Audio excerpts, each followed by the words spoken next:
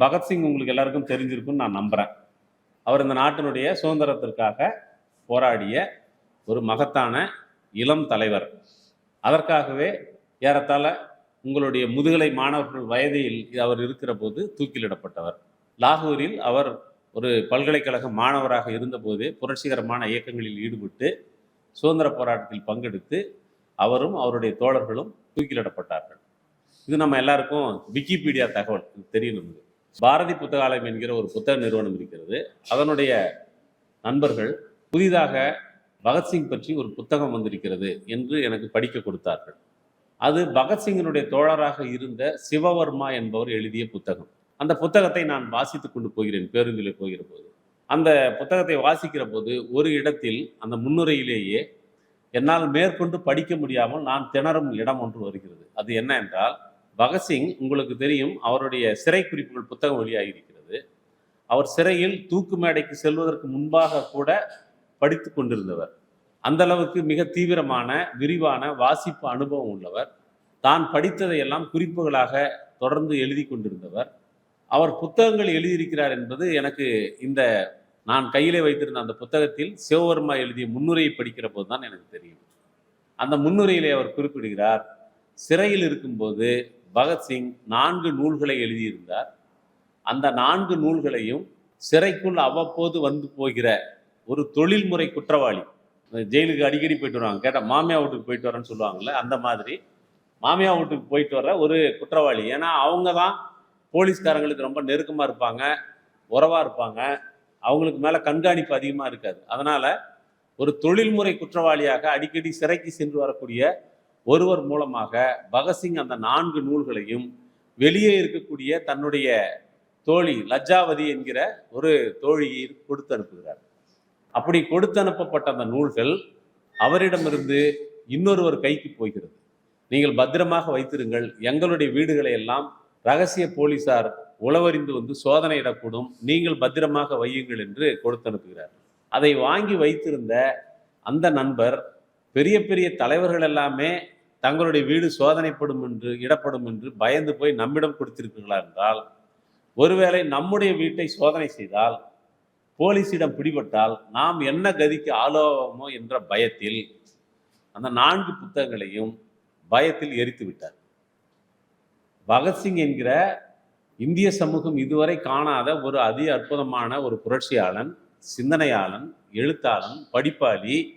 அவன் தன்னுடைய சொந்த சிந்தனையை செதுக்கி எழுதிய 4 புத்தகங்கள் யாராலும் படிக்கப்படாமலே எரிக்கப்பட்டு விட்டது என்கிற அந்த செய்தியை படித்த நிமிடத்தில் நான் உண்மையில் நடுநடுங்கி போனேன். என்னால் மேற்கொண்டு அந்த புத்தகத்தில் ஒரு எழுத்தை கூட படிக்க முடியாமல் ஒரு மனம் பேதலித்து போனது. நான் புத்தகத்தை மூடி வச்சுட்டு இந்த 4 புத்தகத்தில் பகத்சிங் என்னெல்லாம் எழுதியிருப்பாரு அப்படின்னு நான் யோசிக்கிறேன். நான் யோசித்து கொண்டிருக்கிற போதே புத்தகத்தை எனக்கு அன்பளிப்பாக கொடுத்த நண்பர் நாகராஜனும் சிராஜும் என்னை தொலைபேசியில் அழைக்கிறார்கள்.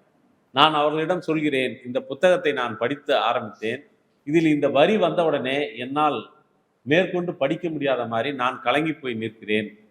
பகத்சிங் எழுதிய புத்தகத்தை யாருமே படிக்காமல் எரித்து விட்டார்களே என்கிற ஆதங்கம் என்னை வாட்டுகிறது. இந்த நிமிடத்தில் யாராவது ஒருவர் ரொம்ப கவலைப்படாத ராதவா, என்கிட்ட அந்த புத்தகத்தோட காப்பி இருக்குதுன்னு சொன்னால் எப்படி இருக்குன்னு யோசிச்சு பார்க்குறேன். நினச்சி பார்க்கவே பரவசமாக இருக்குது. ஆனால் அப்படி யாரும் வரமாட்டாங்கன்றது மிகப்பெரிய கவலையாக இருக்குன்னு சொன்னேன். இப்போ சொல்லிட்டு ட்ராவலில் யோசிச்சிட்டே வரேன், பகத்சிங் அந்த 4 புத்தகத்தில் என்னெல்லாம் எழுதியிருப்பாரு அப்படின்னு யோசிக்கிட்டே வரேன். யோசிக்க எனக்கு ஒன்றும் பிடிபடலை. பிடிபடாத ஒரு சூழலில் என்ன யோசனை, பகத்சிங்கினால் எழுதப்பட்டு யாராலும் படிக்கப்படாத அந்த 4 புத்தகத்தையும் நானே எழுதுவது என்று முடிவெடுத்தேன். உங்களுக்கு ஒரு வாய்ப்பு கிடைச்சா நீங்கள் கூட எழுதலாம் தானே? நீங்கள் தான் இப்போ பகத்சிங். நீங்கள் ஒரு தூக்கு மேடைக்கு போகக்கூடிய கைதி. உங்கள் வாழ்நாள் என்னப்படுகிறது? வாழ்நாள் இல்லை, வாழும் நேரம் என்னப்படுகிறது? அது நொடியா நிமிடமா என்று நீங்கள் தான் முடிவு செய்ய வேண்டும். அப்படிப்பட்ட ஒரு சூழ்நிலையில் நீங்கள் எழுதுவதாக இருந்தால் அந்த 4 புத்தகங்களை எதில் எழுதுவீர்கள் அப்படின்னு உங்களுக்கு ஒரு வாய்ப்பு கிடைச்சா நீங்கள் எழுதுவீங்கல்ல, அதே மாதிரி நான் வரலாற்றின் ஒரு இடைவெளி இருக்கிறது, அந்த இடைவெளியை நான் பயன்படுத்திக் கொண்டேன். என்ன, அவர் 4 புத்தகத்தை எழுதியிருக்கிறாரு, அந்த 4 புத்தகம் எரிக்கப்பட்டு விட்டது, அது இப்போது யாரிடமும் இல்லை. எனக்கு ரூட் கிளியர். அப்போ இப்போ நான் என்ன செய்கிறேன்னா, அந்த 4 புத்தகம் எரிக்கப்பட்டு விட்டது என்பது உங்களுக்கெல்லாம் தெரிந்த உண்மை. ஆனால் அந்த புத்தகத்தோடு ஒருவர் இருக்கிறார் என்பது எனக்கு மட்டும் தெரியும். சரி, அந்த புத்தகத்தை ஒருத்தர் வச்சிருக்கிறாரு, அவர் எனக்கு தெரிஞ்ச பின்னாடி நான் அவரை உருவாக்க வேண்டியிருக்கிறது. பிறகு அந்த 4 புத்தகமும் என்ன மொழியில் எழுதப்பட்டிருக்கிறது அப்படிங்கிறத பொறுத்த வரைக்கும் பகத்சிங்க்கு பல மொழிகள் தெரியும். அவருக்கு பஞ்சாபி தெரியும், ஹிந்தி தெரியும், உருது தெரியும், ஆங்கிலம் தெரியும், இப்படி பல மொழிகள் தெரியும். அதனால பகத்சிங் அந்த 4 புத்தகங்களையும் 4 மொழிகளில் எழுதினார் அப்படின்னு ஒரு குறிப்பு எழுதிக்கிட்டேன். பிறகு அந்த புத்தகம் வெளியே கொண்டு வரப்பட்ட வரலாறு இருக்கு. அந்த வரலாற்றை யார் யாரிடம் சொல்லுவது? பகத்சிங்கினுடைய தோழி ஒருத்தர் இருக்காங்கல்ல, அவங்க கையில தானே அந்த புத்தகம் வந்து சேருது. அந்த வந்து சேர்ந்த அந்த புத்தகத்தை பற்றி அதனுடைய ஒரு நகலை நான் என்னுடைய கைப்பட எழுதி என்னுடைய தலைமாட்டில் வைத்திருக்கிறேன் என்று மரண தருவாயில் இருக்கக்கூடிய ஒரு மூதாட்டி சொல்லுகிறாள். யாருகிட்ட சொல்றான்னா, உங்களை போன்ற ஒரு பல்கலைக்கழகத்தில் ஒரு கல்லூரி மாணவி, ஒரு பல்கலைக்கழகம் மெகருனிசா என்கிற ஒரு பெண், அவகிட்ட சொல்றா, அந்த புத்தகத்தினுடைய ஒரு நகல் என்னிடம் இருக்கிறது, நீங்கள் கவலைப்படாதே, நான் தருகிறேன் என்று தருகிறாள்.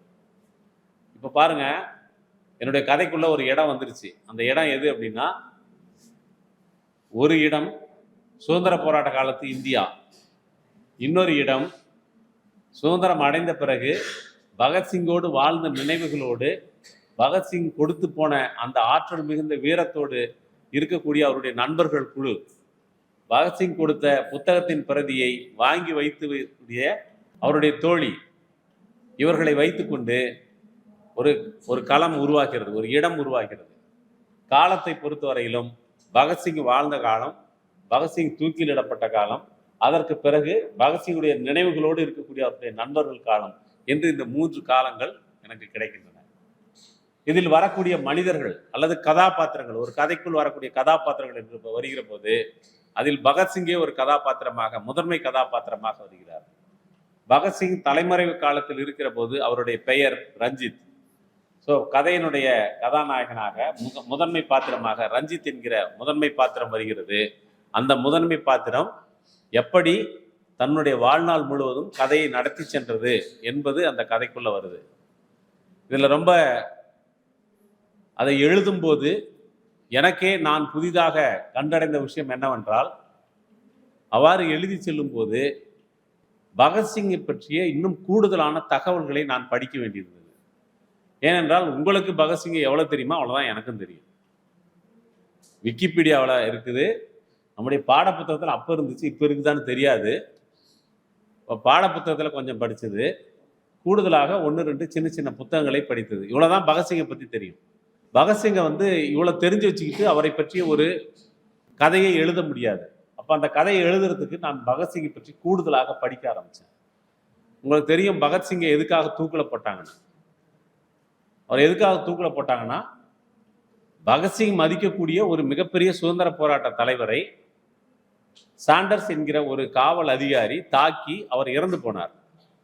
அதற்கு பழிவாங்குவதற்காக பகத்சிங்கும் அவருடைய நண்பர்களும் அந்த போலீஸ் அதிகாரியை சுட்டு கொன்றார்கள் என்பதுதான் குற்றச்சாட்டு. இதற்காக மார்ச் மாதம் 23ஆம் தேதி இவர்கள் பகத்சிங், சுகதேவ், ராஜகுரு என்கிற மூவரும் தூக்கிலிடப்பட்டார்கள் என்று நமக்கு தகவல் தெரியும். ஆனால் இந்த வரலாற்றை நாம் இன்னும் கொஞ்சம் நுட்பமாக தேடி படிக்கிற போது கிடைத்த கூடுதல் தகவல் என்னவென்றால், உண்மையில் அவர்கள் தூக்கிலிட்டு சாகடிக்கப்படவில்லை.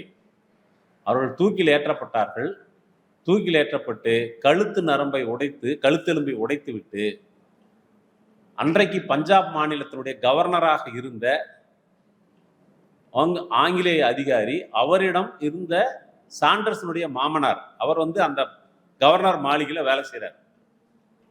கவர்னர் மாளிகை இப்படியெல்லாம் வேலை செய்யுமானா அது அப்பவும் அப்படி இருந்திருக்கு. அப்போ அங்கே கவர்னர் மாளிகைக்கு கொண்டு போயிருக்காங்க. கவர்னர் மாளிகையில் கொண்டு போய் அந்த கவர்னர் மாளிகையில் இருந்த சாண்டர்ஸனுடைய மாமனாரும் அவருடைய குடும்பத்தாரும் சேர்ந்து சாண்டர்ஸை சுட்டு கொன்றதற்கு பழிவாங்குவதற்காக பகத்சிங்கையும் அவருடைய 2 தோழர்களையும் தங்களுடைய ஆத்திரம் தீர மட்டும் துப்பாக்கியால் சுட்டு கொன்றார்கள் என்று ஒரு தகவல் கூடுதலாக படிக்க வாய்த்தது. அந்த தகவலை நான் மீண்டும் தேடி போகிறேன். தேடி போகிற போது அப்போது இன்னொரு விஷயம் வருகிறது. இந்த விஷயத்தை, அதாவது தூக்கிலிடப்பட்ட பகத்சிங் என்று நமக்கு சொல்லப்பட்ட ஒரு உடலில் துப்பாக்கி குண்டுகள் எப்படி பாய்ந்திருந்த காயம் ஏற்படும் என்ற கேள்வி வரக்கூடாது என்பதற்காகவே திட்டமிட்டு அறிவிக்கப்பட்ட இடத்தில் இந்த மூவரையும் புதைக்காமல் வேறு இடங்களிலே கொண்டு போய் புதைத்தார்கள் என்ற ஒரு தகவல் கூடுதலாக கிடைக்கிறது. இதையெல்லாம் பதிவு செய்தவராக யார் இருக்கிறார் என்றால், அந்த காலத்தில் பிரிட்டிஷ் உளவாளி ஒருவருடைய பேரன் இப்போது ஒரு புத்தகம் எழுதியிருக்கிறார். அந்த புத்தகம் லண்டனில் இருந்து வெளியிடப்பட்டிருக்கிறது. அந்த புத்தகத்தில் பகத்சிங்கும் அவருடைய தோழர்களும் தூக்கிலிடப்பட்டு கழுத்து எலும்பு உடைக்கப்பட்டு பிறகு பஞ்சாப் கவர்னருடைய மாளிகைக்கு கொண்டு வரப்பட்டு அங்கு சுட்டுக் கொல்லப்பட்டார்கள். சுட்டுக் கொல்லப்பட்ட பிறகு விறகு ஏற்றி கொண்டு போகிற ஒரு ட்ரக்கில் ஏற்றி கொண்டு போய் திட்டமிட்டு அறிவிக்கப்பட்ட இடத்திற்கு மாறாக வேறொரு இடத்தில் வேறொரு நேரத்தில் அவர்கள் எரியூட்டப்பட்டார்கள் என்று ஒரு பிரிட்டிஷ் உளவாளி தன்னுடைய நாட்குறிப்பில் எழுதி வைத்திருக்கிறார். அவருடைய பேரன் இதையெல்லாம் ஒரு புத்தகமாக போட்டிருக்கிறார். இந்த விவரமெல்லாம் தெரிந்த பிறகு என்னுடைய கதை இன்னும் விரிவடைகிறது. அது 1900களில் ஆரம்பித்து 2000 வரைக்குமாக அந்த கதை வேறு ஒரு காலகட்டத்தை எட்டுகிறது. இதை என்னுடைய சிறுகதைக்குள் இதையெல்லாம் இணைத்து என்னுடைய சிறுகதை கூடுதலான விஷயங்களோடு வெளியாகிறது. என்னுடைய சிறுகதையை படித்துவிட்டு நான் அந்த கதையை இரவாகி விடுவதாலேயே சூரியன் இல்லாமல் போய்விடுவதில்லை என்ற தலைப்பில் ஒரு நீண்ட தலைப்பிலான ஒரு கதையை இவ்வாறாக பகத்சிங்கினுடைய வாழ்க்கை வரலாறை மையமாக வைத்து எழுதி முடித்தேன். இப்படி நான் எழுதி முடித்த போது அதை படித்த ஒரு வாசகர், நான் இதிலே சொல்லியிருப்பதில் எந்த அளவுக்கு வரலாறு இருக்கிறது, எந்த அளவுக்கு புனைவு இருக்கிறது என்று தேடத் தொடங்கி இருக்கிறார். மோகனசுந்தரம் என்ற ஒரு நண்பர், அவர் இறந்து விட்டார். அப்படி தேடும்போது தான் அவருக்கு தெரிகிறது, நான் இதிலே குறிப்பிட்டிருக்கக்கூடிய பல விஷயங்கள் உண்மைதான் என்று அவருக்கு தெரிய வருகிறது. இப்போ பாருங்க, நீங்க புனைவு அப்படின்னு நான் சொன்னேன், ஆனால் அதில் வரலாற்று உண்மை கலந்து வருகிறது. அப்போ அந்த வரலாற்று உண்மையை அவர் பின்தொடர்ந்து செல்லுகிற போது உண்மையில் நான் சொன்ன இந்த புத்தகம் இருக்கு இல்லையா, பகத்சிங் எவ்வாறு உண்மையில் கொல்லப்பட்டார் என்ற இந்த புத்தகத்தினுடைய ஆசிரியரை லண்டனில் தேடி பிடித்து விட்டார். லண்டனில் தேடி பிடித்து, நீங்கள் வெளியிட்ட உங்கள் தாத்தாவின் டைரி குறிப்பு எங்களுக்கு நகல் வேண்டும் என்று அவரிடம் கேட்டு, அவர் எங்களிடம் இப்போது பிரதி தெரிந்து விட்டது, அடுத்த பதிப்பு வருகிற போது உங்களுக்கு தருகிறேன் என்று சொல்லி அடுத்த பதிப்பு வெளியிட்ட உடனே எங்களுக்கு 10 பிரதி அனுப்பி வைத்தார். ஸோ பகத்சிங்கை பற்றி வரலாற்றில் இதுவரைக்கும் தெரிந்த அல்லது இதுதான் உண்மையான பகத்சிங் வரலாறு என்று சொல்லப்பட்டதற்கு கூடுதலான ஒரு புதிய அத்தியாயத்தை என்னுடைய கதை கொண்டு வந்து சேர்த்தது.